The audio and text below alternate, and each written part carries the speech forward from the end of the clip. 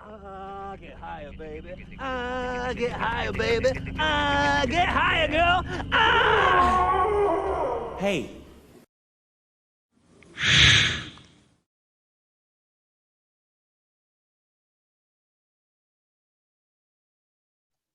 Hello, everybody, and welcome to Knights of the Pageless Library. We are a little podcast dedicated to reviewing audiobooks. I am Bo Knight, And I'm Ryan Knight. and today we are taking a look at Spellbound, written by Larry Correia and narrated by Bronson Pinchot. That's right. This is book 2 in the Grimnoir series the Grimnoir Chronicles. Yeah, That we is don't done we by don't want to Larry get that Correia. wrong because there is a different Grimnoir series, I guess. Right. So the Grimnoir Chronicles. So this is the second book that is the follow-up to Hard Magic in the series. Yeah, Which anybody who's been listening will know we already reviewed Hard Magic like a long time ago. So yeah, it's like almost 2 years ago. oh wow, I didn't know that. So yeah, definitely though, and we'll probably mention this again. Definitely go listen to that episode of the podcast first before you listen to this one, because Yeah, I mean you could. I wouldn't suggest jumping in the middle of this series, though. Why would you do that to yourself? right, yeah, don't be weird. Just start at the beginning. It's all good. Yeah. I mean, most of our episodes you can take by themselves, but this one I would highly suggest listening to the first one first, Yeah. and then come here. This is part of sequels month. That's right. So March is going to be our dubbed sequels month. So we're going to try to do some follow-ups to a bunch of other books that we already did the first book in the series to. Mm-hmm. And the first one we're doing is Spellbound. And so if anybody loves that idea, if they hate that idea, please feel free to let us know. kotpl.pod@gmail.com is by far the easiest way to get a hold of us right now. Yeah, we would really appreciate it. Definitely. So this book was written, oh boy, let me I think it came out in 2012. that's what I'm seeing also, and also published in 2012 by Audible. Yeah, maybe it was a simultaneous release. I did not realize that this is an Audible like exclusive, basically. I don't think it always was. I think they just acquired Larry Correia That could because be, all yeah. of his stuff I think is Audible only now. That's what it looks like. Yeah, it all says only from Audible. Yeah, he has a lot of books I've never listened to. Yeah, same. I know I have a few of these. We have like Dead Six and a couple other ones. Um, but we'll talk about that at another point. Because so Larry Correia, for anybody who doesn't know, if you've been listening to our books or excuse me, our podcast for any amount of time, you'll know quite a few of his books, really, because well, one of the first books that we did on this podcast was Monster Hunter International, which was written by Larry Correia, and we have since had a follow up with the Monster Hunter series as a whole. So this is part of his kind of repertoire of work. Mhm. Yeah, he's a big like action fantasy writer. Sure. I don't really know what else to call it. So we probably talked about this at length for Hard Magic because it's the same narrator, but let's just talk about it again real quick. What do you think about Bronson Pinchot? Oh, he sucks. Oh, he's terrible. The worst. He might be the best in the game. I definitely put him up there at the top for sure. And I think this book especially has a lot of lines in it that I find myself quoting just because like the way that he says them is so great. Yeah. Yeah, I definitely put Bronson Pinchot as one of my better narrators for sure. One of my highly recommended narrators. Yeah. If you I think if you see his name on an audiobook, you're probably in for a good time. Yeah, exactly. Yeah, I think he's probably not going to let you down. I really think that that's Yeah. the case. It's pretty easy. He's a really easy one to listen to. He's got a lot of character in his voice, and he has a wide range of voices that he can do. Definitely. He also has a lot of books on Audible that he Oh, has really? done. Yeah, like 380 something books. What? How is Yeah, this man so alive?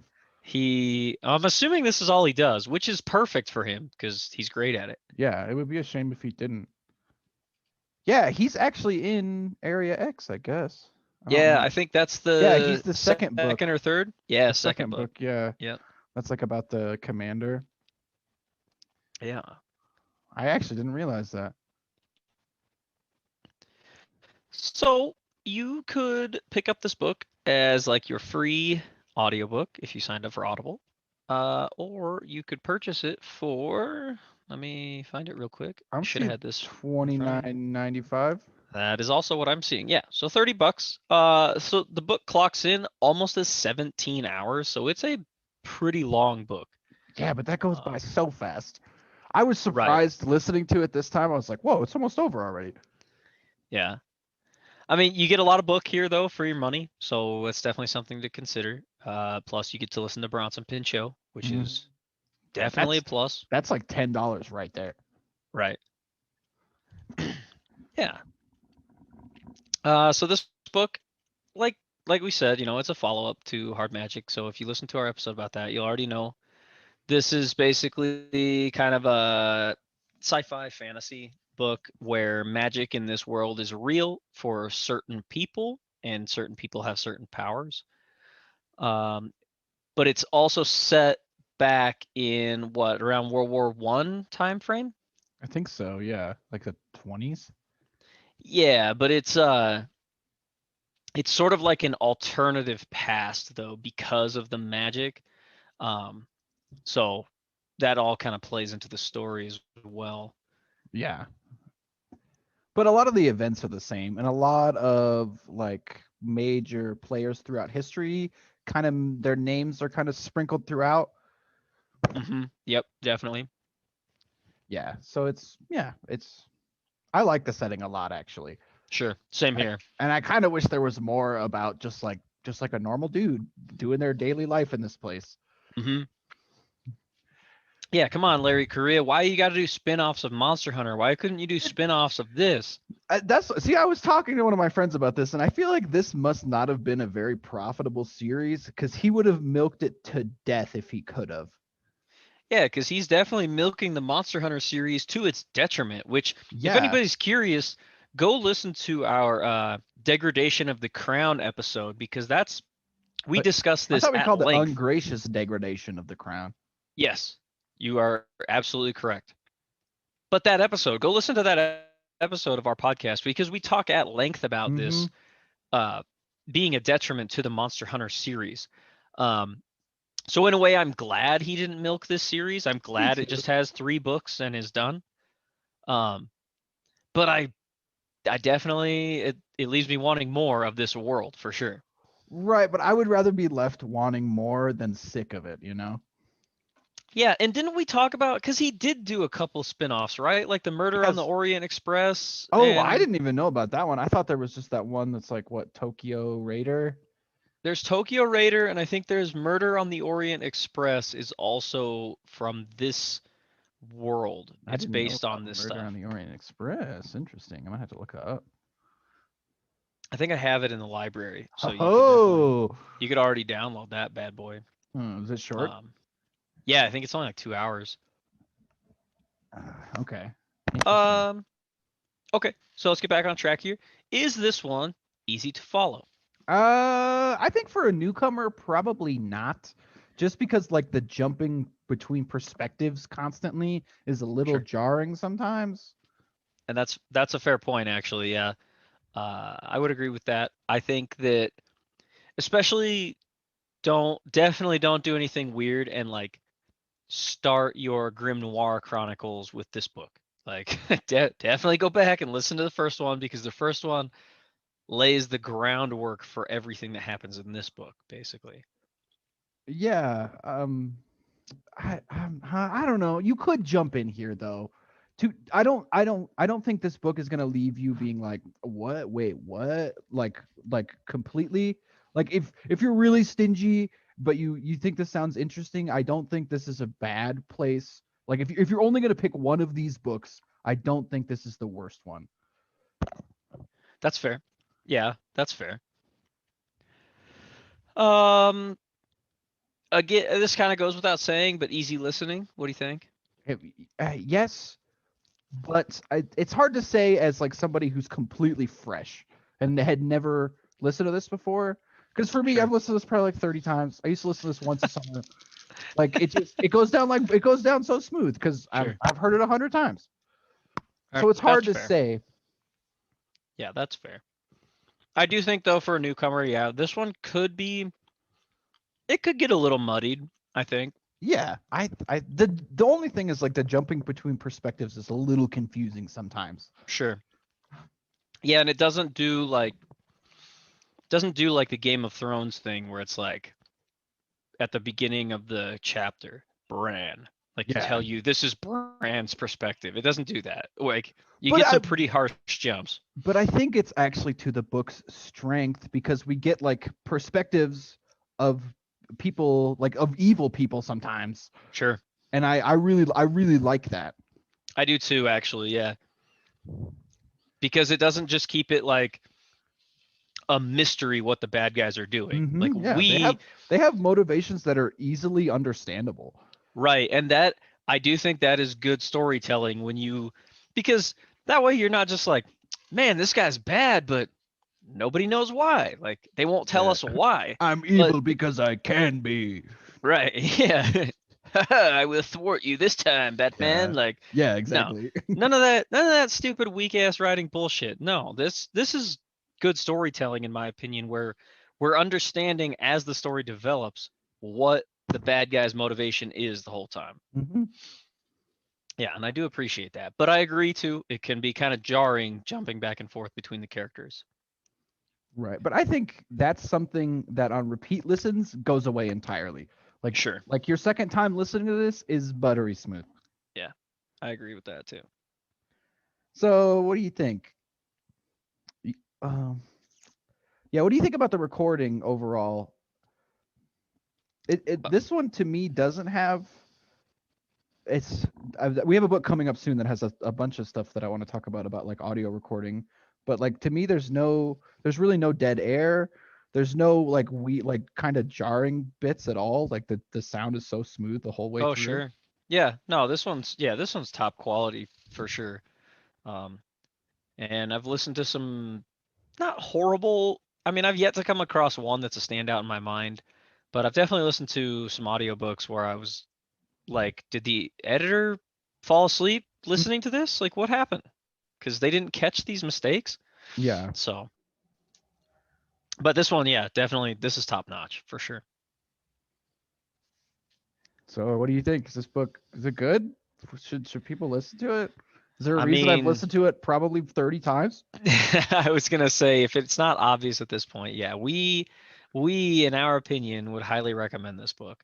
I personally though would definitely recommend starting with Hard Magic, then coming to this book. I don't recommend starting here though. I'm not saying start here, but I'm just saying if you're a really stingy person, you're like, man, I got time for no 3 books. I think this one is my favorite in the series. So like Sure. if you're like I only had time for one of these books, I think this is probably the one that you should pick if you wanted to pick of the 3. But Okay, if you yeah. have time, listen to all 3 of them. Don't be a scumbag. It's worth the time. Yeah, for sure. I think so. Yeah, and I mean, if you have like an Audible subscription, so you're getting your one like token a month. I mean, for most people, it might take you about that long to finish one of these because it's 16 Yeah. hours. It's long. If you're only listening to like an hour, a half an hour on your drive to work, it's gonna take you a while to finish. Mhm. So, then the next month you could pick up the following book. That's But, true. That's very true.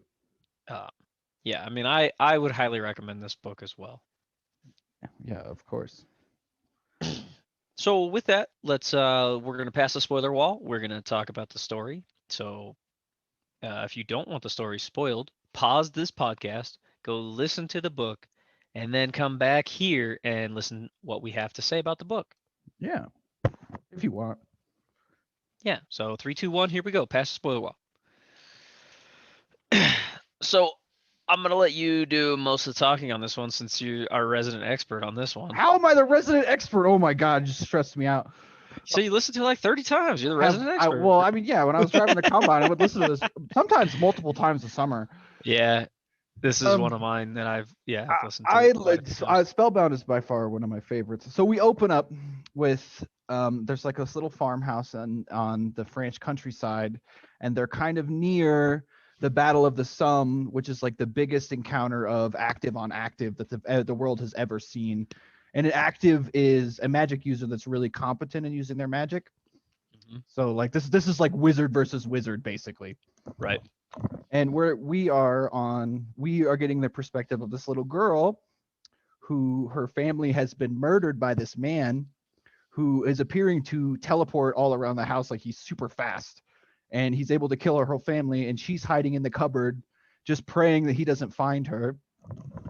But he can sense her, and he senses her, and he talks to her through the cupboard for a minute, but then a bunch of guys show up, and they did something to him so he's not able to teleport very far away from them.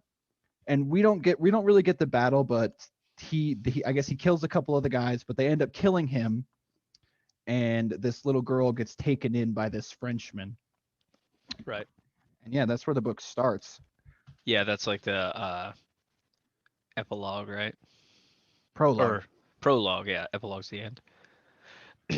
And then I can't. Does it go to Faye next, or does it go to Jake? It goes to this is where I can't remember either. I thought it went to Oh, it goes I thought to it went to Francis. Francis. Yeah, You're because right, it goes 'Cause to he's- Francis and Heinrich. Yeah, because they're at the presidential, like the president's talking. So, and we're getting from their perspective though, right? Or are we getting Well, from we what's his actually- face's perspective? We actually, before we go to Francis, don't we get to meet the boomer Yeah. from his perspective? And first? I can't remember his name. That's who I'm trying to remember his name. Oh my god, I gotta think about. Anyway, he talks about how he hates the fascists, and this angel came in the night and gave him a bunch of power and told him to kill the president. Right. That's right. And that's when we go over to Heinrich and Francis while they're at this the president's talking. And all of a sudden there's like a bunch of explosions, right? And Francis sees this guy, and he like gets himself up to a high vantage point, and he just all of a sudden, like, random explosions start happening everywhere. People start blowing up. This guy's just blowing up everything. The man's name is Giuseppe Zangara. That's right. I knew it was something crazy. Yeah, that's right. And when they get a glimpse of this guy, they realize that he's got like a button-down shirt, and his shirt is wide open, and he has this huge tattoo across his whole chest. It's not a tattoo; it's a carving. Well, you're right. It is. It's carved into his skin, sort of like the kanji is in the first. First book. It's essentially, this is something you would have learned in the first book, but essentially, like, you would know that this is a spell that has been carved on this man. Right. Yeah, and we learned in the first book that there are spells that might make you heal faster, or they might make your vision better, or your hearing better, things like that. Or they could increase your potential link to the power. Correct. But this is something that they've never seen before. Like, this looks weird to them. So they end up killing this guy because Francis freaking picks up the platter and throws it at this guy with his power and cuts the dude's head off. He's a mover, which essentially Right. is like really strong telekinesis. Right. But during all of this, Heinrich goes missing from Francis. Well, we know as the listener that Heinrich went to save the president. Yeah. But Right. I think we see that. Right. We as the listeners see that, but that's going to come up again in a little while, that Heinrich, Francis lost sight of Heinrich, basically, which Heinrich is a fade, so he can make his body like incorporeal, and he can grab onto other things and make them incorporeal. So that's how he saved the president's life, is he ran up to him, basically made him incorporeal and got him out of there. Yeah. Heinrich is super cool. Yeah. So And then go ahead. we go to Jake, right? No, I think actually, don't we go to Francis? He's like being interrogated, right? I think so. Is that the first thing that happens before we go to Jake? You're probably right. I Yeah, think so. Because that's right. Because there's we three meet things Crow. happening We meet Crow simultaneously. really quick. Yeah, we do meet Crow really fast. So yeah, Francis is being interrogated by the police, and Francis is like, he owns UBF, which is like the international. They make a lot of dirigibles, which are like blimps. This is basically how they transport a lot of stuff in this world. So he's very, very wealthy, and the police aren't. They're not gonna be very hard on him because he's upper crust. Like this is kind of how things are.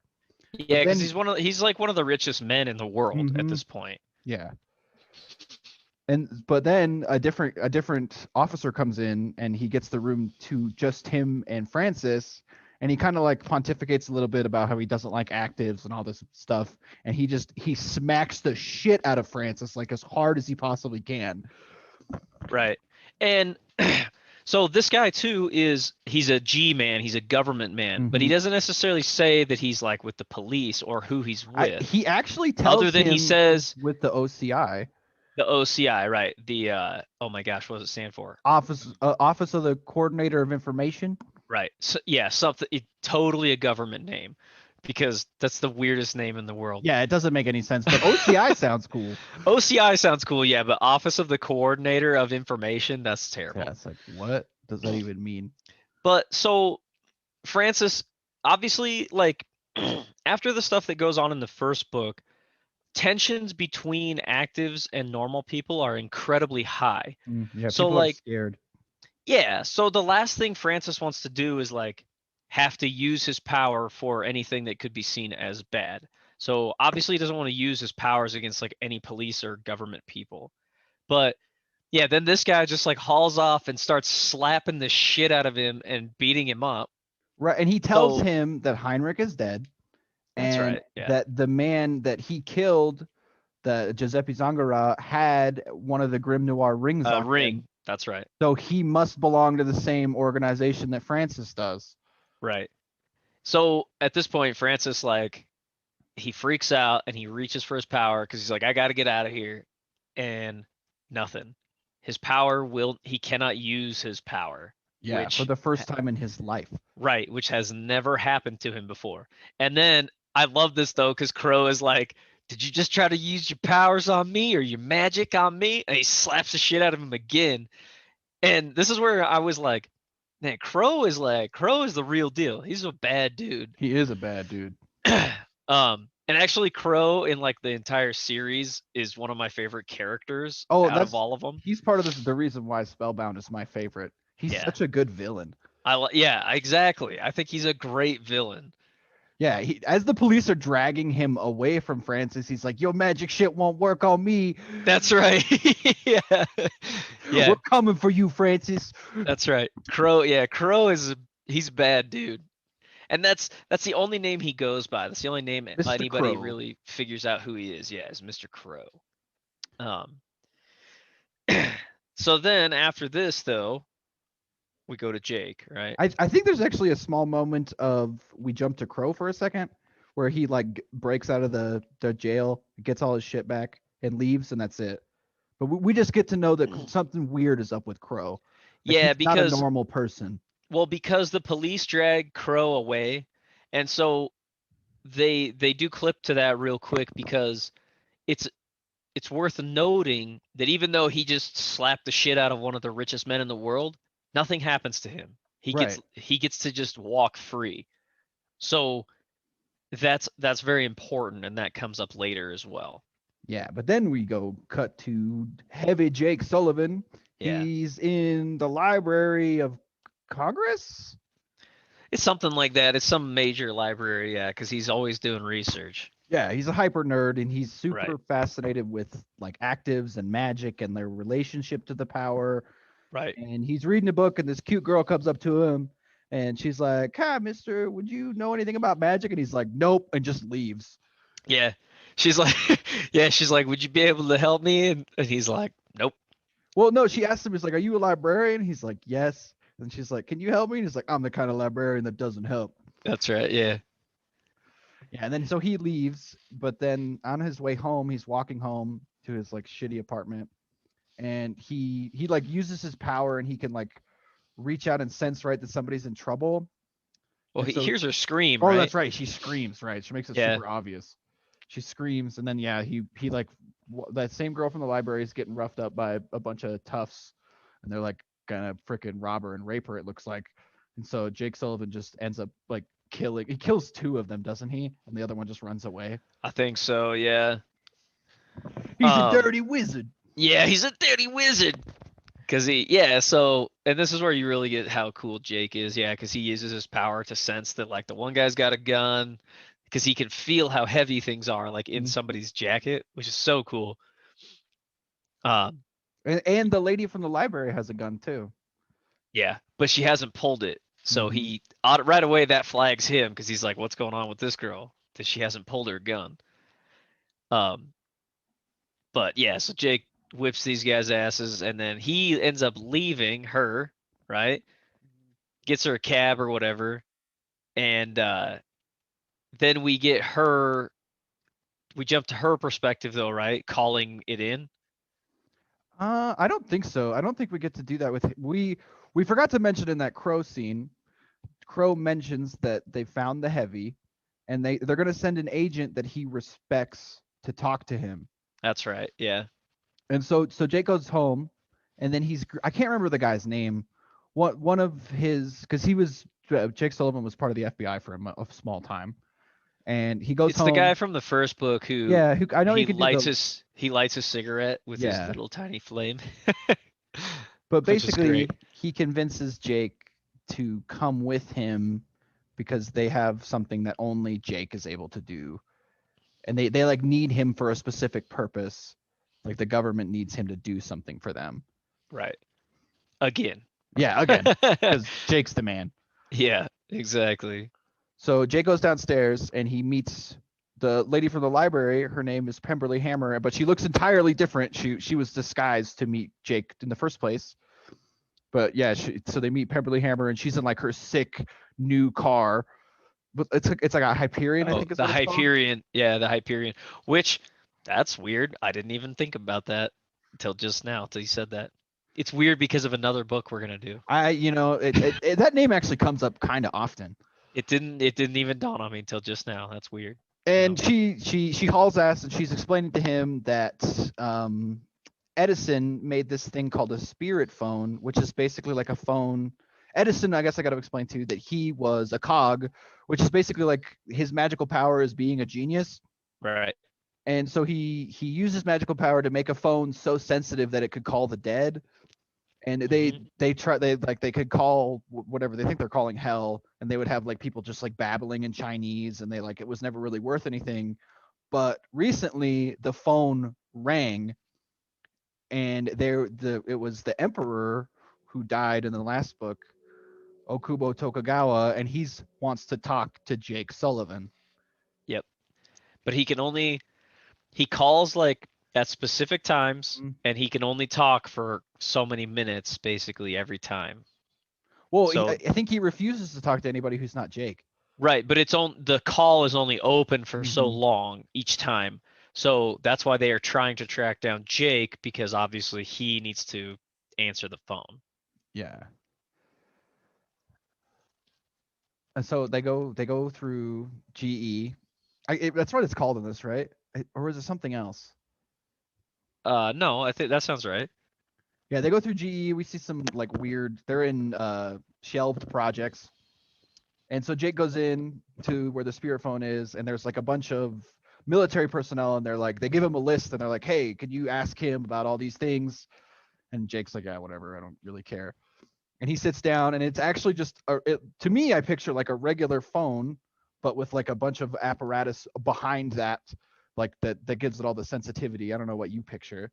Yeah, and it's in like a, yeah, I basically picture that's pretty much the same thing, but it's on just like a single little desk in the center of the room, and that's all that's in there. And it's like a picture of a round room, because we're gonna find out shortly that they have like protocols in place to protect that spot too. Mm-hmm.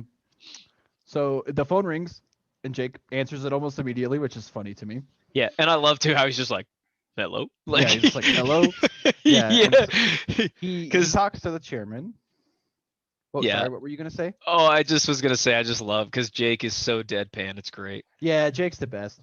I mean, I'm gonna say that about a lot of characters in this book, but Sure. yeah. But he answers his phone. He talks to the chairman, and the chairman tells him that the Pathfinder is coming. So the thing that feeds on the power is coming, and so they better be ready because that's what Okubo Tokugawa was trying to do, was prepare the human race to fight off this Pathfinder. Right, because we found out in the first book, like, you don't really understand this in the first book by itself, but Tokugawa was the first active. He's the first one in the world to have been given power. So we find out basically in this story that essentially once he was linked up with the power, and it was actually him and several others right around the same time as him. He just happened to be the first and most powerful. But basically the power itself told him something's chasing it and they have to be able to stop it, or that everything will be consumed, basically. Because the power won't stay and fight. The power will flee and Right. allow them to be As consumed. Prey does. Right. The power will flee. So Tokugawa's mission and why he builds the Iron Guard and things like that is to have powerful enough actives to fight this thing that is trying to find the power, basically. And something like Tokugawa wants to talk to Jake for longer, but he ends up getting cut off. And he tells Jake to seek a dark ocean. Right. Dark ocean Yeah. is the key. My bad. That's what he Dark said. ocean is the key. Yep. But then we find out, like, this part really is kind of confusing because whatever the Pathfinder or something finds Okubo while he's dead, right? Mm-hmm. And kills him, Mm-hmm. or, well, quote unquote kills him because he's already dead. So I don't take that as killing him. I just like, I don't know. It's just like silencing him so he can't reach out anymore. okay, that's fair. Yeah. Which causes a huge power surge in the phone, and the phone's gonna explode. Right, because the phone is an insanely sensitive thing, like we said. So any surge of anything is going to be hard on this thing. That's why I pictured this round room, because Jake runs and like they basically put like shielding and stuff up in place in case of a power surge. Yeah. So Jake like slides under. You know, this is the classic like freaking combat slide as the door's closing under, like on top of him, and he makes it through. And then yeah, Right. him and Hammer like kind of get out. But then it actually turns out that this was a setup because there were OCI men there and they're trying to kill Jake. Right. And this part is great because so again, Jake reaches out for his power and nothing. Can't do anything to these men. And he's like, He doesn't have a gun either. I forgot to right, mention that. because he had to leave it at the door before he came in. Because there's something in shelved projects that will be very upset if you have weaponry. That's all Right. he's told. Yeah. So we find out very quickly what this thing is, because Jake is very capable without his power, but still it's like 3 or 4 or 5 on 1, which Mhm. is very bad odds anyways. I think there's 8 of them. Is that what it is? It's a lot. Just because later Faye's like they only sent 8 men to capture Jake Sullivan. Oh, They must that's be right. Stupid. Yeah, that's right. But then this is when the freaking robot comes walking in, Yeah, right? I think they call them mechanical men. Yeah. And I love this part because it's just an old school robot, but it walks and has guns, and it tells them, it's like, put down your weapons, basically. And these guys shoot at it, which I love how it's like there was no second warning. It just opens fire on these guys just after they shoot it. Obliterates them. Yeah. Yeah, and then Jake, like, because he had picked up a gun off one of the guys, he beat the shit out of one of the guys. He got the drop on him, and he got one of their guns, and the thing turns to him, and it's like, please put down your weapons, and he sets it down immediately, and then it doesn't say anything else, and then he like walks over and he starts to like frisk one of the guys, Or no, that's right. He asks it permission. Yeah, he's like, do you care if I search those things? And it's like, I don't understand what you're Yeah. asking me. Yeah, I love too how it's like record scratch because it's Yeah. trying to find the right track to. Which is so cool. I thought that part's great. I love the robots. So Jake finds this. I don't really know how to describe it, but there's like this small device that has like a ring in the center, and when he spins it, he notices that the robot starts to like power down the closer he gets to it. He also notices he can't use his power. Exactly. Yeah. So this is the thing that they were using to stop him from making his connection to the power. Right. I picture like a gyroscope Yeah. type thing. And if you spin it, it has all the little rings spinning around. But yeah, basically what this does, we find out it's called a nullifier, and it makes it so no magic It's a can be Demaxian used. nullifier. Right. And no magic can be used within a certain radius of this thing while it's spinning. No magic except for one type. Right. So yeah, from here, and then it cuts away from Jake, and then we cut back to we don't cut back, but we cut initially to Faye, and Faye is in this. She's in like a movie theater essentially, having a big meeting with all of like the big wigs at the Grimnoir, and most of the Grimnoir in the Americas are there, I think, and they're watching a video from the Imperium that was taken recently that shows that the Emperor is still alive, and this pisses Faye off because she like personally made sure he was dead. Right. Yeah, but they're showing video. It's clearly him, and they are claiming that he's not dead, that he's still alive. And the elders are kind of skeptical that Faye would have been able to kill him. And Faye also talks a little bit. She doesn't understand the like it's called a Pathfinder yet, but she's like when I close my eyes at night, I can feel there's something out there trying to get in. Like there's something big coming. Right, because Faye's connection to the power is like, well, which we know from the first game or from the first book, is her power is incredibly strong. Although we find out a little bit that she feels much weaker than she did before. Right. So yes, and then like after this meeting, they all get like an emergency call on their Grimnoir rings, and it's Jake Sullivan on his way back from the GE place, and he tells them what the Emperor told him, like, hey, the Pathfinder's coming. We have to find an Iron Guard, and we have to let them know that the Pathfinder is coming. And so Dan is like, I have an idea. I really like the detail too from this little meeting that so you get Francis, and he's beat to shit during his call. Yeah, he's all because up. Crow beat his ass. Right, because these three events we talked about were all happening simultaneously. Exactly, right. Which I love stuff like that. Like, if you're gonna do jump cuts in a story, at least make there be a reason for it. Like, this is why we're switching characters, because I'm trying to tell you these are all happening at the same time. But I like this too, that Jake scratched his freaking his deal to the little spell to talk. He scratched it into the rear view mirror of the car he's driving. Right. And most of the time people do it in sand so they can redo it because it's very hard to do. Right. It has to be exactly perfect. Yeah.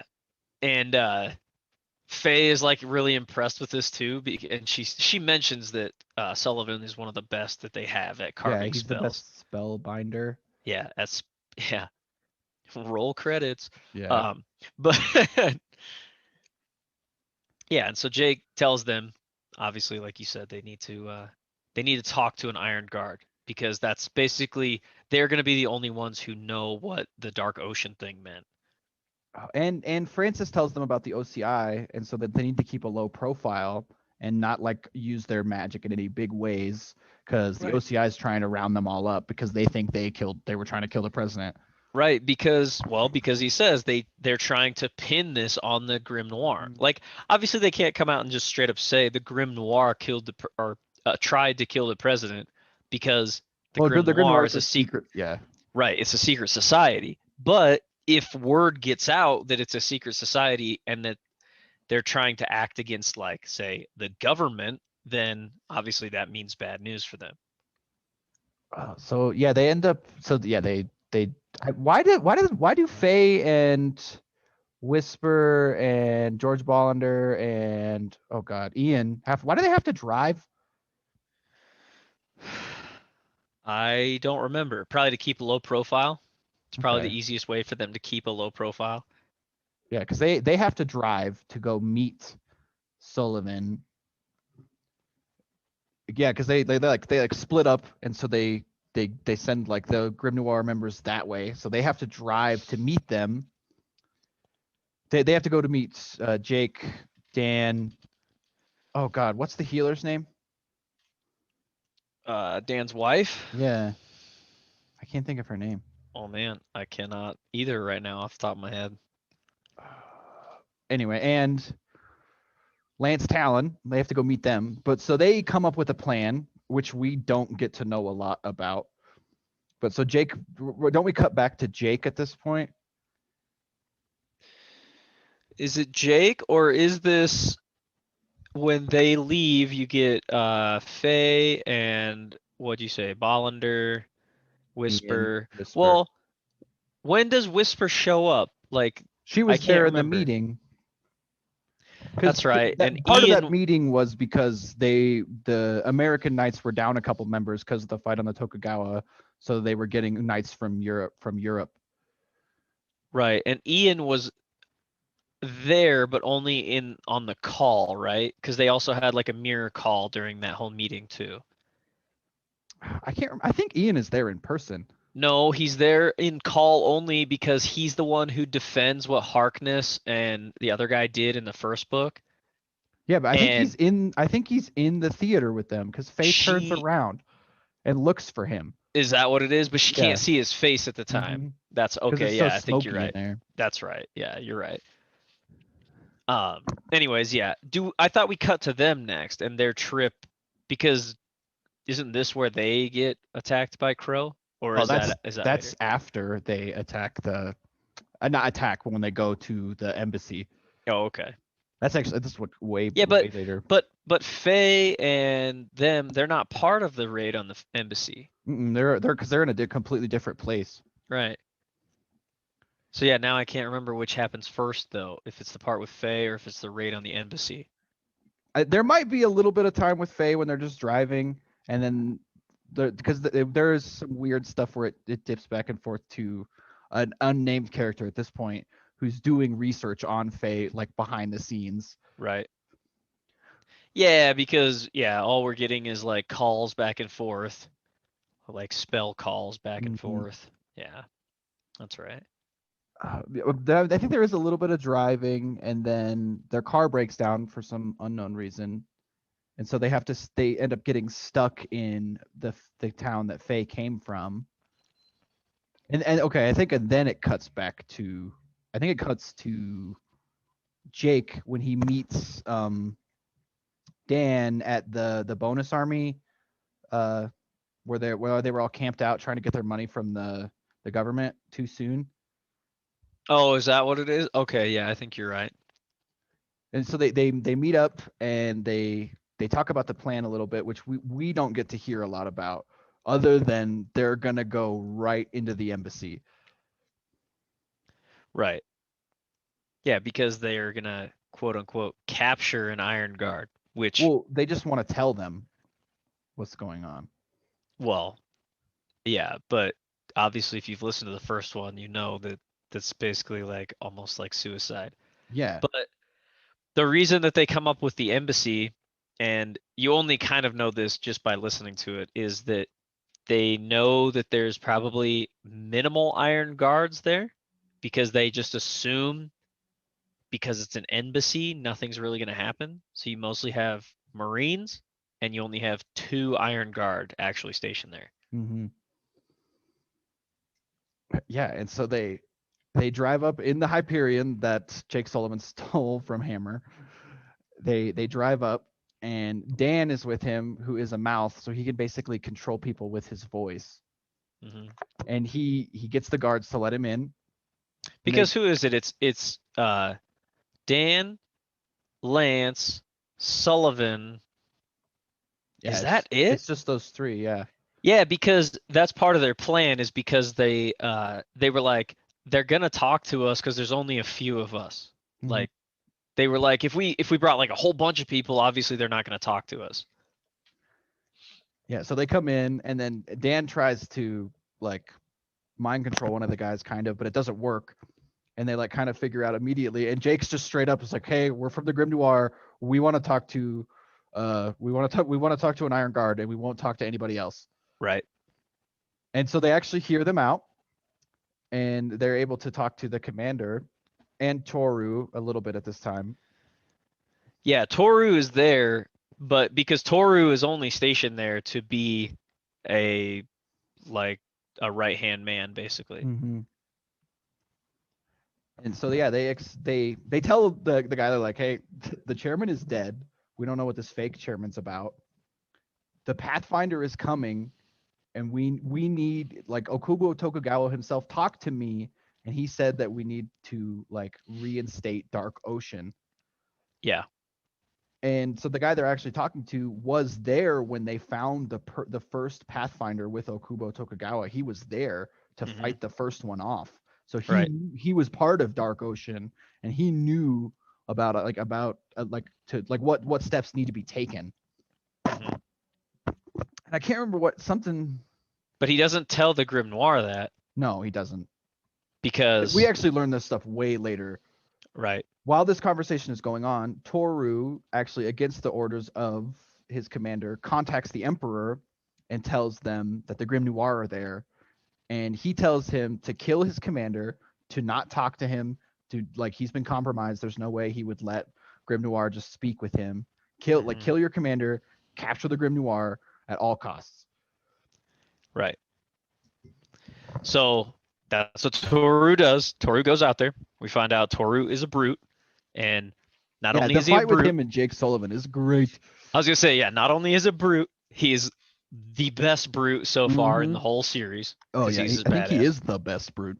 Right. So they we also catch right at this part that there's a mouse in the room while yeah. Toru is talking to the chairman, which we find out is Lance. So Lance quickly contacts Jake and Dan and says they know about you guys. You guys need to get out of there. And Well, then, doesn't Jake have a mouse in his pocket? is that what it is? Yeah. That could be, yeah. So then, well, because Toru steps on him as a mouse. Yeah, he does. He comes out to tell them that, and Toru steps on him because it immediately like it hurts Jake, or it hurts Lance, and then Lance immediately starts freaking raining mortar shells on the Yeah, embassy. he starts popping smoke. Like he has a big box truck that he converted and put a Yeah. huge artillery piece in the back of. I love that. Yeah, and he's kind of obsessed with it, which is great because Lance is awesome. Yeah, but he starts shelling the building so they can get out. Right. Yeah. So Dan and Sullivan escape. I love that they wreck Hammer's car. Yeah, and I love that Dan convinces all the Americans that were in the embassy that they were the Imperium's trying to steal from them. Right. So That's right. So they're all just like getting in everybody's way. They're like, "You goddamn trying to take our money." Yeah. He tried to give us fake money. Yeah. That's right. This shit's great. I know. I like that too because they were like, obviously they're not gonna kill all these rich American men, like, because then they would be like in hot water for that. Yeah, I love that part. Yeah, so they're getting away, and Toru is following them. And then while they're driving, Lance is like, "Go down this dirt road." And he's like, "Why would we do that?" He's like, "Just do it." And so they go down a dirt road, and then we cut to Toru's perspective, and Toru is following them. And then while he's following them, out of nowhere, this cow sprints out of the field and gets in front of their car. So they crash into the cow and like total their car. And it winks at him. Well, it winks at him, and then now he gets out, and the cow's like, "How you like that, you stupid asshole?" Yeah, because obviously it was Lance controlling Lance, the Lance cow, is the man. which is so great. Yeah, it's really smart. Yeah, and then this is when we cut back to Faye and those guys, right? Yeah, I believe. yeah. they're like staying at this house in Oklahoma, and they can't go outside because they're in the middle of a dust storm because the actives tried to control the weather to make the crops grow better, but they ended up just like fucking it up. So there's like a lot of magic in the air. And there's like Right. also just like horrible dust storms outside. Yeah, the weather there is terrible. They're in, yeah, probably said that. They're in like the middle of Oklahoma, which is where Faye was originally from. And Faye realizes she's pretty close to her old home, right? She actually goes there. Yeah, she ends up going there. That's what I mean. And she burns her old house down because she's got some bad memories of the place. But shortly after she gets back to the rest of the group, she gets a visit, right? Mhm. From this is when Crow shows up. Right, yeah. And he explains that there are a bunch of places that are warded that they expected all the actives to visit, and she just did that. Right. One of them was her old house. Mhm. Yeah.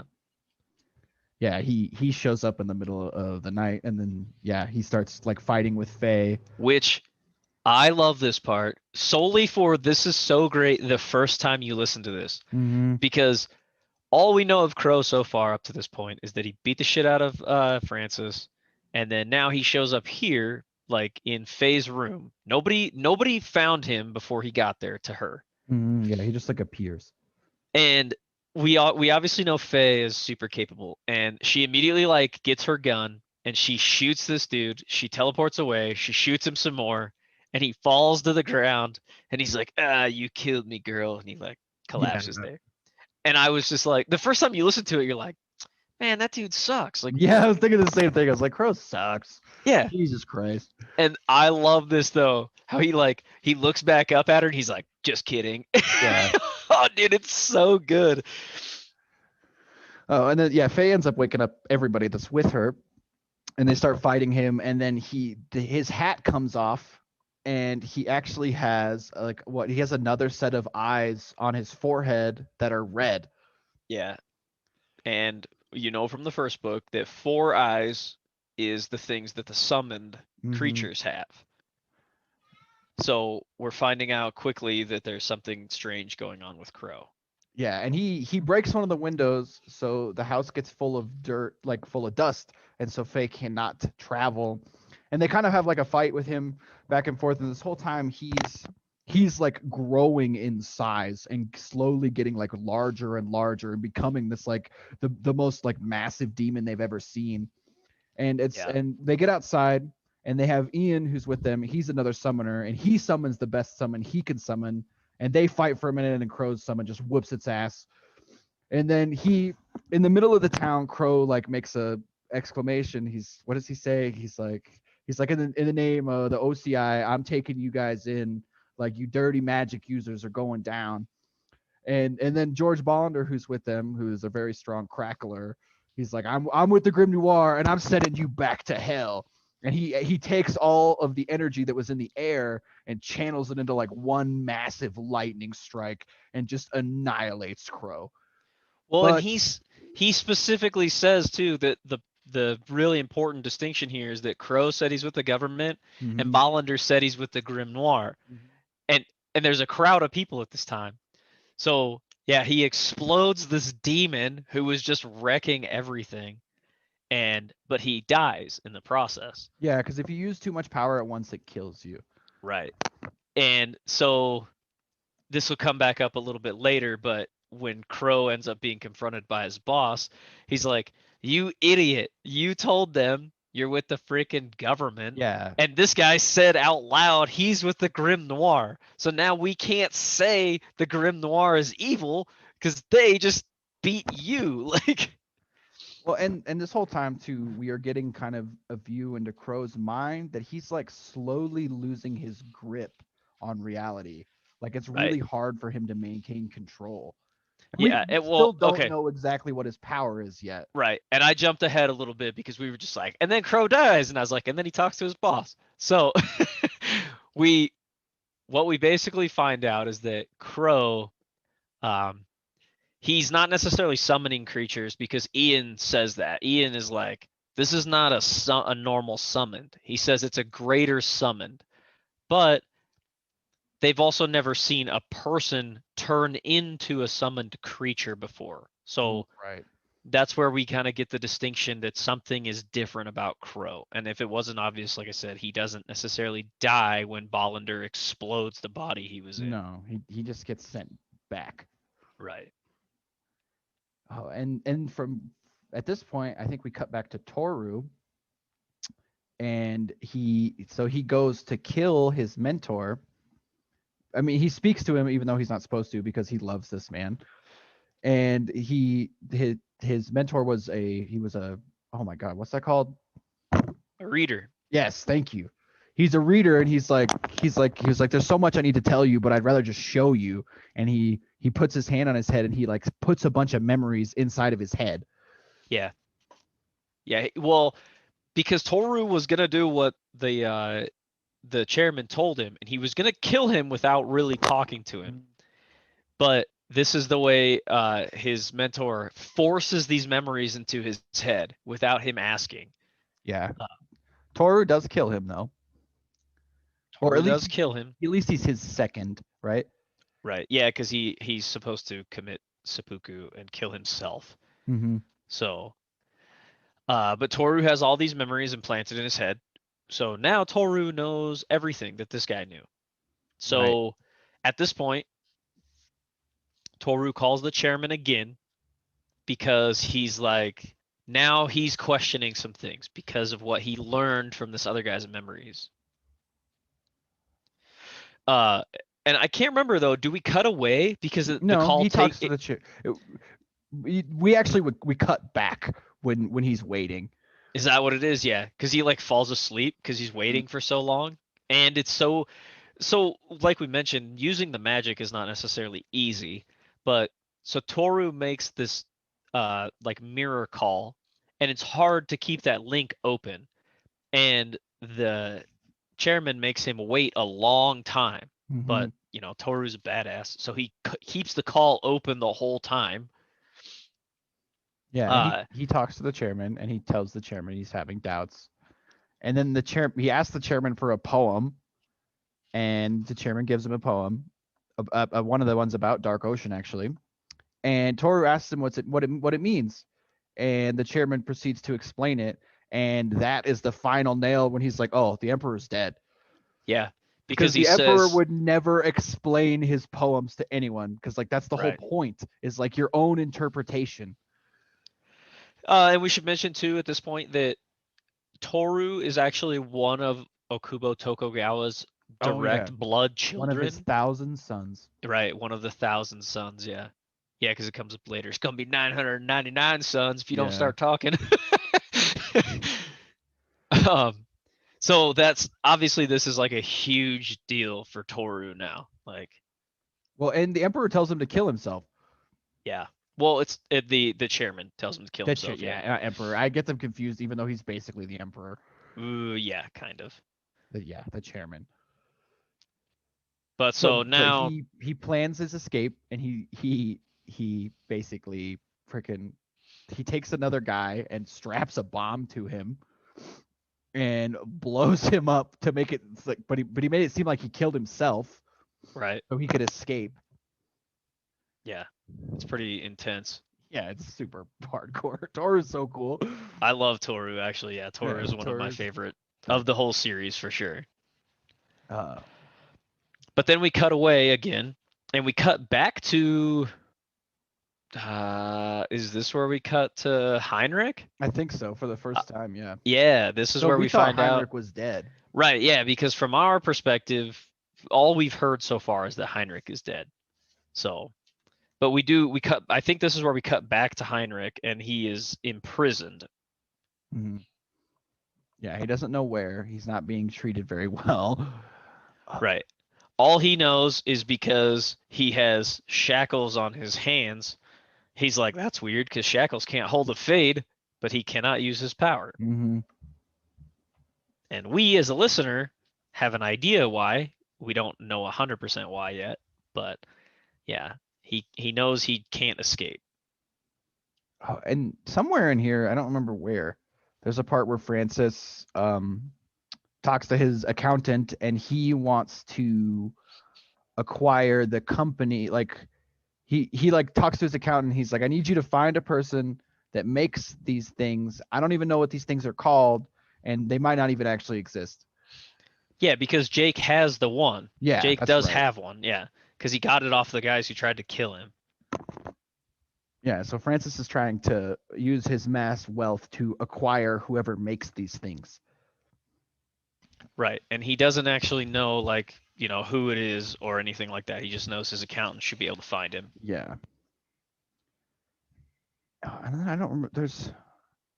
And then I think we go back to Jake, right? And Jane's like scalding him because he has more spells on him.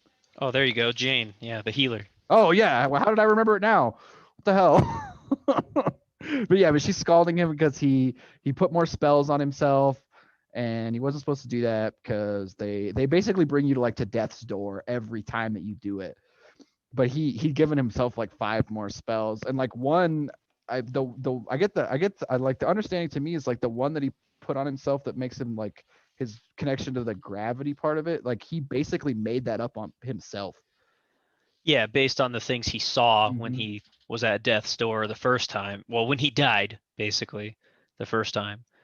Yeah, and then he also has extra healing on himself. He also has some that are botched that didn't do work. anything. It didn't take. Which is crazy. And then is this where Pemberley Hammer meets up with them? She'd been tracking Jake the whole time. I can't remember now if she gets her offer first. Oh yeah, I think you're right. I think she does get her offer first. From Crow. I think that's what it is. We get to know a little more about Pemberley, and she wants nothing more than to be a lawman. But in this day and age, that's just not really a thing for a female. They just don't. Those opportunities just don't exist for them. It's just a different time. Right. And so what we find out though is that Hammer, her power is she's a justice, which basically means she always knows if someone's lying to her. And she can like track people. Yeah, she has also like a very mild, like, it's kind of weird, but yeah, she has like a tracking ability too, essentially. And she can like find somebody no matter how long it's been. It just will take it just like takes her a while. Right. And yeah, she gets an offer from Crow to be part of the OCI if she's able to bring in the Grimnoir, because she's like she's working for them to look for Jake Sullivan. And I can't. Right. Yeah, and so she lies to Crow, and she's like, "Oh, I'm not able to find him. I'm trying to track him, but I can't find him." But she like basically narrows down where he's at, and she wants to talk to them. Does she? She knows a little bit, right? Has Crow showed her the tape of Heinrich? I think that's this part. He brings her in because he wants her to listen to the tape to see if he's lying. Yeah, because when we clipped to Heinrich, that's when Crow questions Heinrich, right? To get this tape, basically. Well, yeah. I take that back. I don't think Crow ever actually meets Heinrich face to face because he doesn't want Heinrich to know who he is. Right. I don't think he actually meets Crow, but he was talking to somebody else. Right, but they were recording it. Mm-hmm.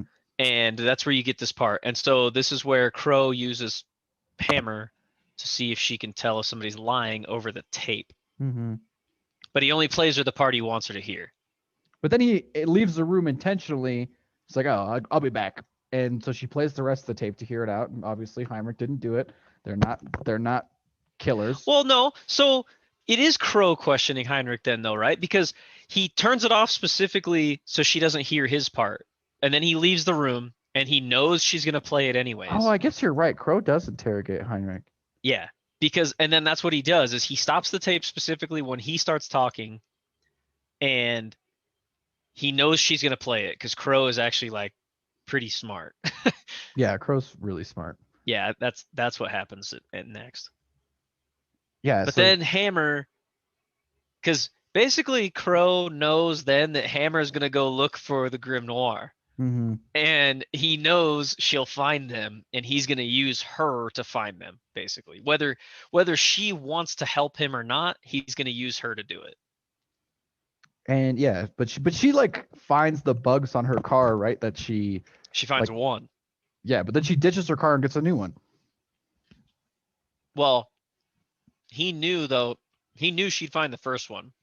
I don't think she finds the second one because that's what he uses to figure out where she went. She gets a new car. She even tells him that. She's like, I ditched that car, I got a new one. Oh, I think you're right. Yeah. Because I think she was onto him. But yeah, so she ends up finding Jake, Dan, and Jane at this like old abandoned farmhouse. And she just wants to like talk to them, like parlay with them. But Dan doesn't trust her and knocks her out like almost immediately. And they Knocks tie her her out. up. That's right. And they tie her up. Which I don't know how the interaction between her power and his power works. It was, yeah. I can't remember. They do mention it though, Yeah. because obviously he's highly influential and she can detect lies. Mm-hmm. So they definitely clash. Yeah, but they tie her up and she tells them what she knows, that like Heinrich is still alive and that they're trying to frame the Grimnoir so like that the world will be afraid of actives. Right. And she basically wants to switch sides and help them. Well, because what we come to find out is basically what's going to happen. They're trying to get all non-actives on the government side because they want to label actives. Right. Like, that actually doesn't come to till the third book. But it's mentioned in this. They do talk about it, but that's not till like almost the end that's not till they see like Bradford Carr's stuff. Right. But Jake brings that up because he's like, I don't want to have to wear an arm patch to say that's like what the final I am. quote of the book. Right. But that's what we come to find out. That's like the end goal of this, is to make it so actives either identify themselves or they're basically imprisoned. That's their options. And it's really shitty for them. So that's why the Grimnoir is like, we can't do that. Like, that's impossible. Yeah, well, it's not impossible, but they just don't want to be controlled. Right. Because yeah, they're not. They basically want to turn them into like government property. Like actives are not individuals anymore; they're tools. Right. Well, and essentially what it is it's like hyper racism against people who are active, basically. Yeah, like would really exist. Exactly.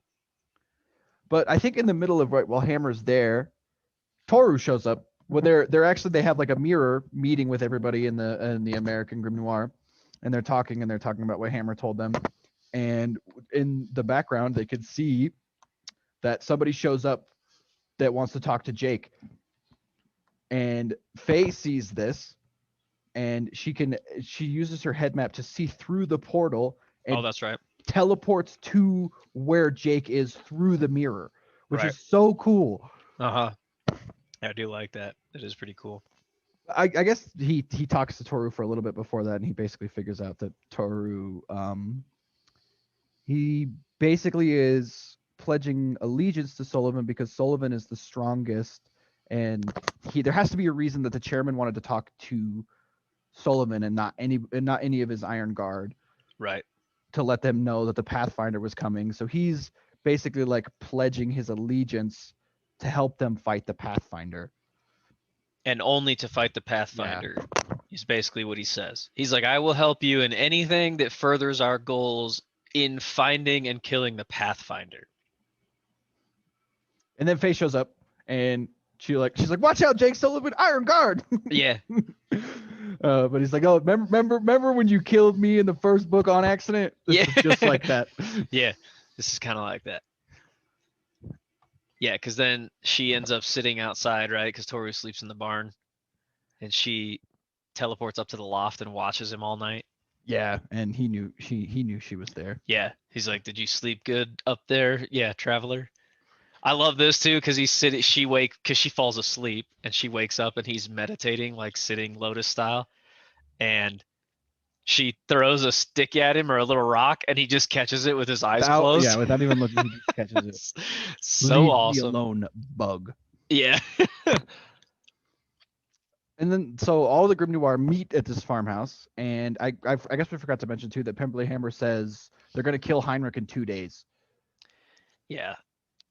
So they only have 2 days to. I forgot that they even know where it's at. No, they don't know where it's at, and I, off How the do top they of my head, figure it can't out? remember how they figure out where the facility is. Oh, don't they figure it out because I guess we forgot to mention. So Francis actually is able to acquire this company that makes these Demaxians, and he meets Buckminster Fuller, and he explains how the Demaxians work. And he tells him that he draws a symbol for him, and he's like, this, whatever magic this is, causes the Demaxians to explode. And I've only ever seen one person with this magic attached to them. Francis tries to memorize that. While they're meeting, the OCI shake down the bar that Francis is in to. Oh, that's right. They try and catch Francis. They end up catching Francis. And I say she's fat and ugly. Yeah, dude, that part's great. Yeah, they like cause a ruckus in the bar so he can get away. It doesn't work. Yeah, they end up catching him, and then he meets up with Heinrich. Yeah, but how do they figure out where the facility is? I can't remember. Dude, I can't either. Yeah, how do they figure it out? Because it's on an island. It's in Washington, D.C. I can't remember why they figure it out, but they do figure it out. I can't remember how, but they are planning. They're planning how to get in, and they test all their powers against the Demaxian, and they find out that Dan and Ian, if they had a summon before the Demaxian, like before they were in the field of the Demaxian, they can keep it. Lance. Yeah. Yeah, sorry. Lance and Ian. Yeah, so like if Ian summons something or Lance takes over an animal before the Demaxian is activated, they can keep it.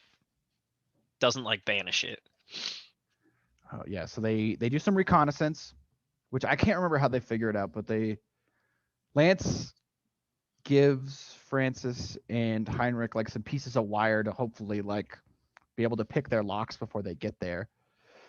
If they can't, he goes in there. He goes in as a rat. Yeah, and he takes them some of the wire. Yeah.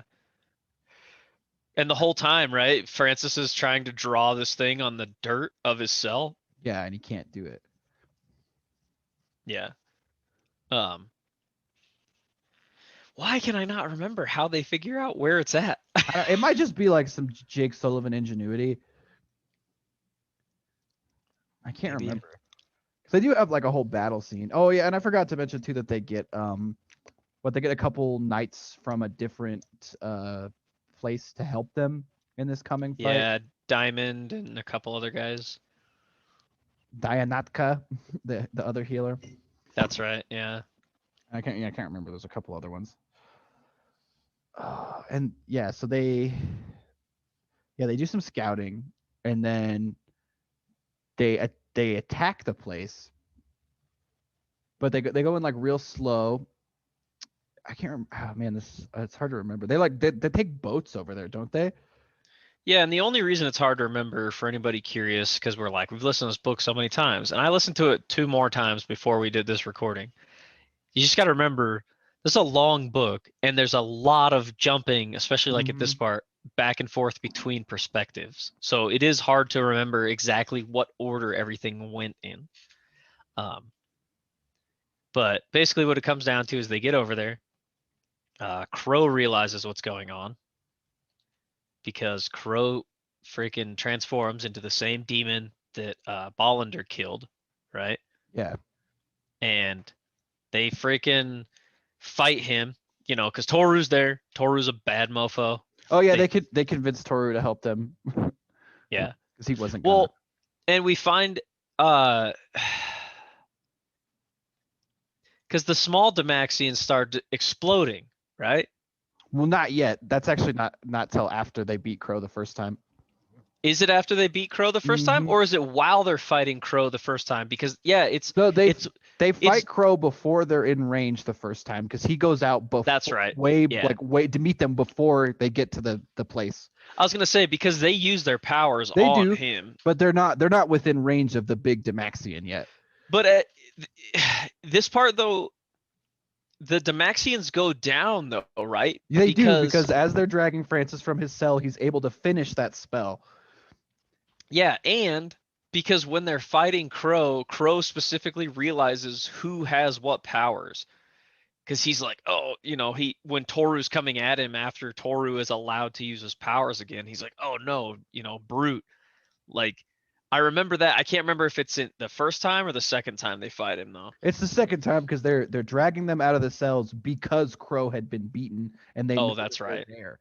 Okay, yeah, you're right. So he finishes that spell, yeah, and like not immediately, but pretty quickly, the guys that are dragging him out, one of the dudes, something in his pocket explodes and like puts a big crater in him, and then there's like a sucking sound coming from Francis's cell.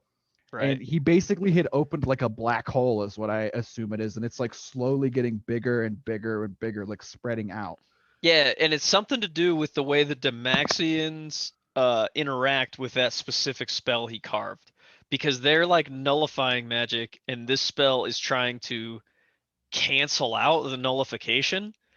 So yeah, it turns into like this growing black hole that's just nothingness, basically. Yeah, and it sucks a couple of the dudes in.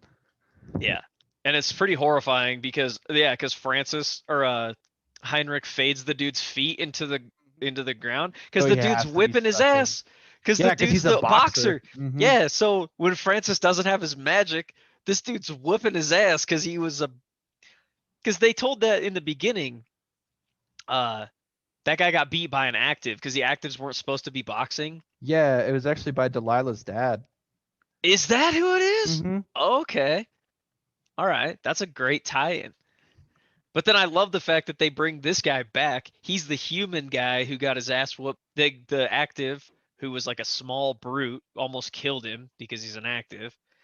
But so now this guy whoops the shit out of Heinrich while he has no power because he's a badass boxer. But then Heinrich gets his power back and he fades the dude's feet into the ground. And this part's horrifying though, because the guy's like screaming and then the nothingness just silences him. Yeah, it just stops. I was like, oh damn. It's horrifying. Yeah, it's kind of creepy. But they're actually they maintain they actually are able to get Francis to one of the boats, right? Yeah. Yep. And yeah, but they're trying to take him across the G-men river. do, yeah. Yeah, that's what I mean. Was one of Yeah. the G-men are because they're trying to take him across the river because they want to plant his body at the site where they're gonna blow up the fucking explosives. Yeah, because there's also during the same time there's like a big. Is it an anti-active riot? Yeah, or not a riot, but like a protest. Yeah, I don't even know if it's a protest. I think it's just like a gathering of a bunch of them. It's not like they're causing unrest. Right, but it's supposed to be anti-active. So what these guys were planning on doing, is like doing the same thing again, causing a whole bunch of explosions, and then framing it as if actives did it again. Yeah. Even though they're killing their own people, which is so fucked up. Yeah, it's jacked up.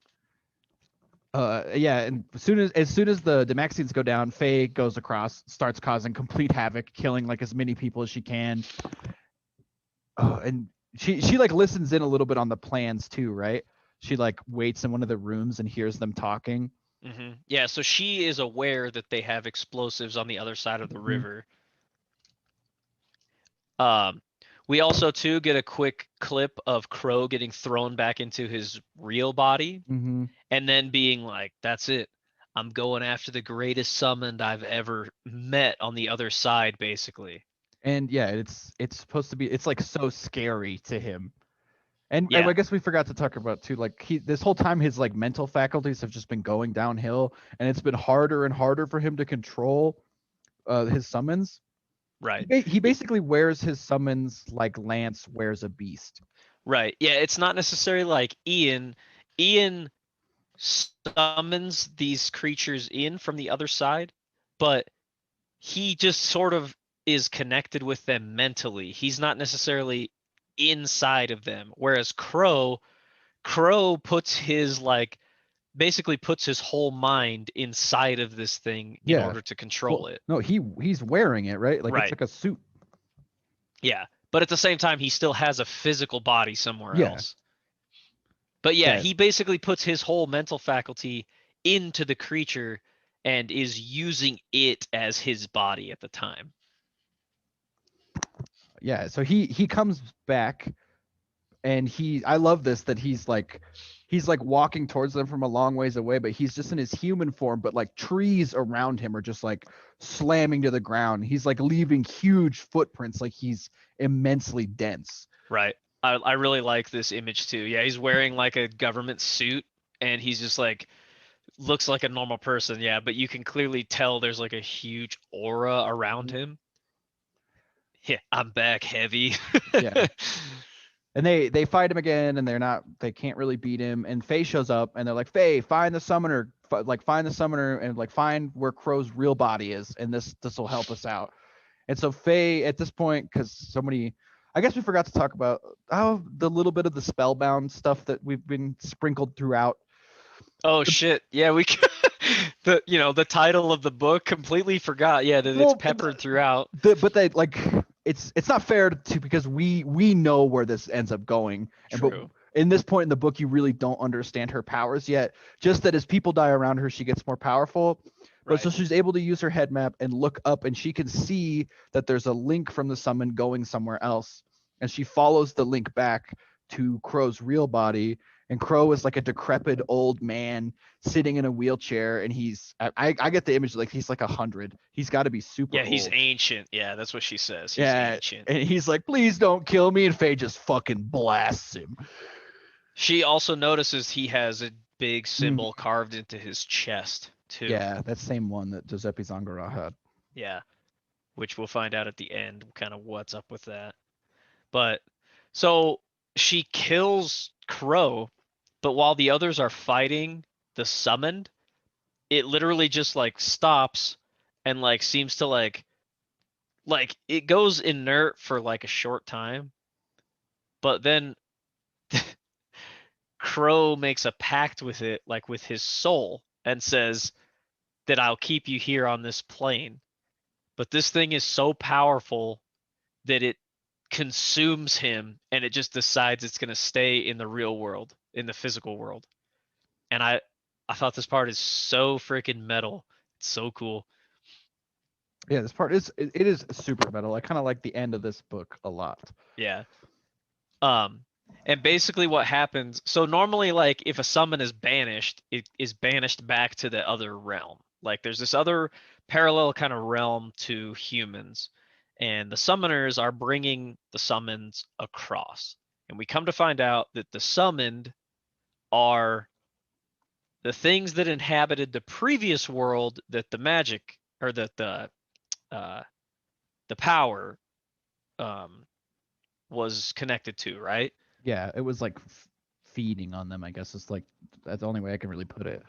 Well, it was, the way I understand it is it's the same as it is with the humans right now. The power was there. It's feeding on us though. That's what it's doing. Right. Yes, correct. But the Pathfinder, or the whatever, the enemy of the power, consumed that previous world. Because, and we get a little bit of this because we actually get some clips of the demon's mind that Crow summoned, and we find out this is not just like, it wasn't just like some normal powerful active. It was actually basically a god among them. Because once it's released, it just like starts growing and consuming everything around it, because it is just, the only thing I don't like about this part is it essentially is like a mirror image of the freaking scene in Godzilla, or in King Kong. Well, yeah. Like, I didn't love that, but I mean I like the imagery for sure. But before Crow before he starts to lose his shape, Faye starts fighting with him as he's still a human, in human form, and she picks him up and drops him in the middle of that black hole. That's right, yeah. And so they're all leaving. They think Crow's dead, and Faye just appears in the water next to them. And they like fish her out, and they're like, "What were you doing, girl?" I'm like, "Don't yell at me. I don't swim so good." Oh yeah. I love that part. But the Yeah, black because hole Toru kind of saves her. because I am an excellent swimmer. Yeah. Yeah, because Uh, Sullivan's like, we're all gonna drown here. He's like, you will yeah, because drown. I am an black excellent swimmer. that black hole is sucking all that water in because it's Yeah. below the water level. Right. But shortly after Faye is rescued, she realizes Crow is not dead. Yeah, he's And hanging onto the side of it. because this thing now starts to assume its true form, which is basically like Godzilla style. Like it has spines all over its back. It's like this horned demon, 4 eyes, 2 mouths, just this super demonic visage starts crawling out of this black hole. Yeah, and there's a lot of fighting that goes on here, but I feel like we probably should skip most of it. Yeah, because it's like I said, Let's it's just kind get of to the like part with Whisper. it's kind of like the King Kong part, where he climbs the tower and he fights off some planes. Like it's literally that scene. Okay, one thing I have to mention though, I love the part where there's a military man and he's shooting a gun, but he doesn't really know how to operate it. And Browning is there, the man who actually designed the gun. And he's like, "What are you doing, you idiot? It couldn't be more simple." And just gets him Yeah. out of the seat and starts using the gun himself as like an 80-year-old man. Shit's Yeah, great. because Faye like teleports people to different places Mhm. to try to fight this thing because they realize if they can't stop this thing, it's going to consume the whole world because it's literally just picking up and eating people.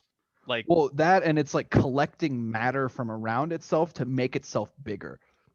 yeah, because it's turning all of the other, like everything it consumes, it turns into smoke, and once it gets enough smoke, it turns it into ink, and ink is basically what's holding its form. Mm-hmm. Demon ink. I mean, there's a lot of fighting that happens. Jake Sullivan tries to make a wall, doesn't work, and then so Whisper. Well, they give him that spell, right? Yeah, he Yeah. binds that spell, and the spell is supposed to defeat this thing like immediately. Well, And this not thing defeat is it. It's supposed to just make a barrier that it can't pass. oh yeah, but this thing is so fucking powerful. It literally shrugs it off. Mhm. Like Right, so Whisper explains to Faye that she's the Spellbound, that she was sent to spy on her, and that she was actually supposed to kill her, but she didn't. And Whisper, we find out too that the Spellbound was the guy in the beginning Yeah. who found Whisper. That's who was in the beginning. And basically what that means is this guy created this spell that once made any other power or anything who dies around it, he would consume its energy essentially. right? So he's able to gain like temporary power, but once he uses it, it's gone. Exactly. It's like it's expendable power that he can store up. And that's why we find out in the first book, Faye got so powerful during like the fight on board the Tokugawa flagship because so many powerful people were dying around her and she's Yeah. consuming their energy. So yeah, Faye fights with this thing, and she ends up taking the explosives that they were gonna blow up all the anti-active protesters. Because Whisper kills herself. That's right. Yeah, Whisper fucking blasts herself in the chest, which to me I did not seem necessary at all. Still, No. even listening to it this time, I'm like, was that necessary? Like, why did you kill Yeah. yourself? And But- plus two, where she shoots herself in the chest. All I picture is Yeah. that scene on South Park where then the guy's like, "Ah, ah!" Like it Yeah. hurts him. Anyways, go ahead. He's a pretty corpse. Yeah, but she takes the Oh, that's right. Yeah. teleports them inside of this thing, and she's trying to light them with like her matches in her pocket, but it doesn't work because it's so like It's so there's no- powerful it can see inside of Yeah. itself. But she's able to reach out, like, because she's gained so much power, most of it, I guess, from Whisper, and she's able to see Whisper's connection to the power, and so she's able to temporarily use her power to light the explosives. Right. Which is pretty cool. Yeah, and so they blow the shit out of this thing, and Francis wakes up in the hospital, and Faye Which I hate- is there. I do hate to say that's kind of a disappointing way for it to go down. When all the magic wasn't working on it and all of a sudden simple explosives are what killed it, I was kind of disappointed by that. But yeah, I guess the only reason it worked is because it's on the inside. I think you're right. Because this thing is so cool. Yeah, and it grows wings. I mean, we're skipping over so many things here. There's a Yeah, bunch of but stuff with, this- like Heinrich that's badass here too. Yeah, because the final fight of this book, which I can't take anything away from that because it's the climax, it's fully it does a great job. It's like an hour and a half or 2 hours long, the final fight scene, is, which yeah. is incredible. It's because it's actually good the whole time from start to finish. And we get multiple perspectives from multiple different people as they're assaulting this thing. Right. It's great. We're doing it no justice. Go listen to it yourself. Absolutely. So Francis wakes up in the hospital, and Faye is there, and she kisses him. She's like, "I love you, Francis," and she gives him a note. And then she disappears, but it's presumed that Faye is dead. Right. Because the last time they saw her was inside this thing. Mhm. Yeah, so everybody thinks Faye's dead, except for Francis. Well, actually, Francis isn't even sure if that really happened. Right. Yeah. Because Francis almost died. Like, Yeah, he was almost we did dead. skip over a bit where he's like, they send him across the river on a boat, and he does a bunch of shit. Like, he gets shot a bunch of times, and he kills a bunch of people, and he like barely saves the day. Right. And then yeah, like you said earlier, you talking about that quote from Jake Sullivan. There's a little bit of an epilogue where they talk about that they want to like wrangle up actives and put them into these special homes where they're all classified. Well, We forgot to talk because about Bradford Carr. I was too. gonna say, so we finally figure out who the leader of the OCI is, and in the very end of this, we figure out that Bradford Carr, a human, is the leader of this OCI. Well, they're all human. Right. Well, yeah. I mean, a non-magical human. Sorry, a muggle. Yeah, he's a muggle. This is Harry Potter with guns. Shit. Anyways, we find out that that's like his whole goal is he's trying to make it so actives get like rounded up, they're like put in camps, they are under government control basically the whole Because he time. wants to use them to advance our society like the Imperium does. Right. Because he actually thinks that like the Iron Guards and their what are they called that they put on themselves? Kanji. Yeah, the Kanji are like, that's great. He thinks that's great. We find out he has sort of a tie to the Spellbound, the original Spellbound. He found his book, and that's where the spells that were on Crow and Zangara came from, is from this book that the Spellbound had, because he used to make these insane spells that were giving him more and more power, basically. Mm-hmm. Carr ends up incriminating himself because he... Oh, yeah, I forgot about this bit. Yeah, because so they have Dan and Hammer in there questioning this guy, and so this guy's like, this will be easy because a mouth and a justice. I'm just a simple human. I can't, how could I help myself against these people? So they question him. He says a bunch of stuff. He's like, it doesn't matter because none of this is going to come back to bite me. Well, right after the meeting's over, Hoover comes in, right? Is it Hoover? Yeah, Hoover. Oh God, what do you call that? Like the main guy at the FBI? Oh my God, what would you call that? I cannot remember off the top of my head. But anyway, he's like the head investigator. That doesn't sound right. I don't know. I'm losing my mind. Anyway, he's in charge of the FBI. Right. They come in and they have a Demaxian nullifier in their hands. So Hoover stops it and closes it. So Carr is like, oh shit. So their powers didn't work this whole time. And all these other government men heard what Carr was saying because he basically was working in secret for the most part with a select group of people. Well, he was like working in secret, but he was still part of the government. It was just like not official that the OCI was actually a thing yet. Exactly. And it was under like, yeah, they were basically working under false pretenses, but he had like a very specific goal in mind. Okay. Is there anything else? Yeah, basically at the end now they have to transition into, now they have to figure out this Pathfinder issue. It's actually a really good setup for the third book is what I think. It is. And we do get a little what do you call that? An excerpt of the next book? Yeah, you get like the first hour or something like that. It's actually a lot, which is kind of cool. I guess that's part of it. That's probably why, or I mean, because it's like an Audible exclusive, might be why, because both books are. I mean, they do that too. Even in Skybreaker, they have something like that. Oh, did they? I didn't get quite to the last second of it, so I guess I didn't catch that part. So yeah, Spellbound, it's great. Spellbound, great book. We skipped a lot because there's a ton of fighting at the end. Really, like we didn't do it a lot of justice. Yeah, but do you really need to hear me be like, and then Heinrich's on his back, and he sticks him with a pickaxe, and then Well, Jake Sullivan that- uses his power, and then there's a gun blast. That does come up, the Heinrich thing, I because know, then that's it's why in I the mentioned it. newspaper. I do Which is- love that though. It's badass because Heinrich's he's like freaking he's been tortured and he's like malnourished. But he doesn't care. Yeah, he's like, put me right on its back. Ew, why not?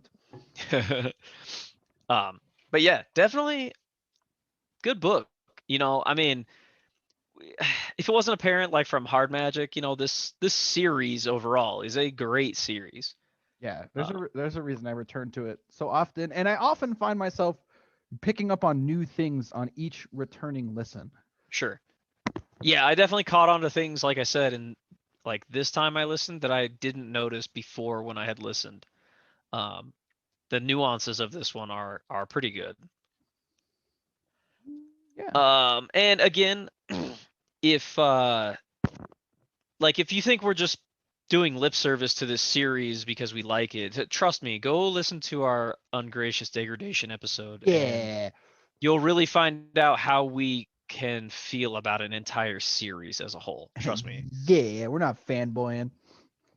Well, and plus, I feel like that episode doesn't get enough love, specifically because the title might be confusing to people. I don't care. I feel like we talked about that for like weeks.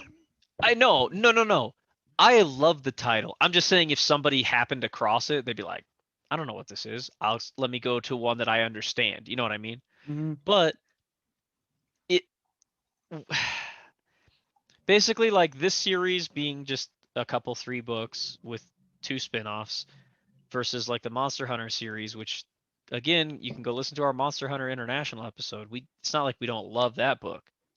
But this series, I think, stands up so well on its own compared to something like that is clearly being milked for its popularity.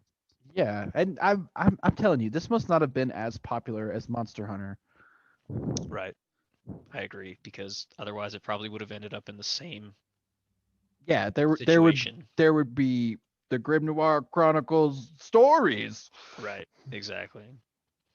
Written by fucking Jim Jones. Yeah, and Larry Correia, Yeah. which basically is just to get the clout of his name on it.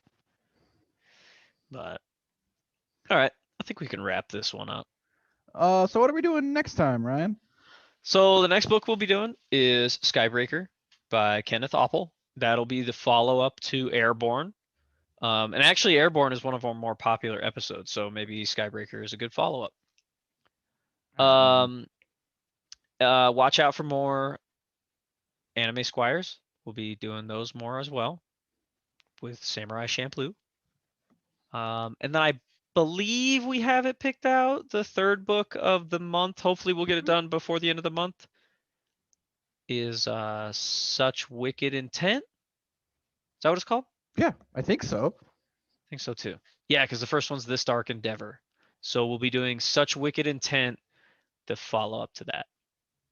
Also by Kenneth Oppel.